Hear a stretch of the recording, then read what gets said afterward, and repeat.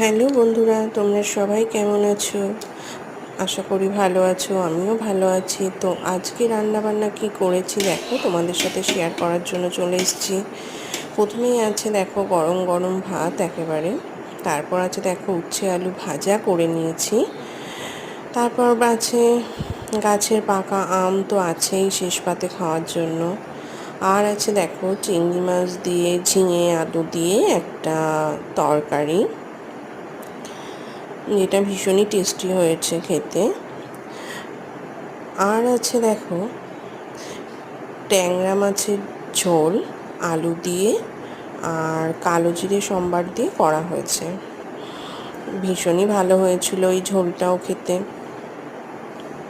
তো তোমাদের আজকে কার কার বাড়িতে কী কী রান্না হলো অবশ্যই কমেন্টে জানিও। আর ভিডিওটা ভালো লাগলে অবশ্যই একটা লাইক কমেন্ট আর শেয়ার করে দিও। প্রত্যেকে সুস্থ থেকো, ভালো থেকো। আজকের মতো টাটা। ভিডিওটা দেখার জন্য অসংখ্য ধন্যবাদ তোমাদের সবাইকে।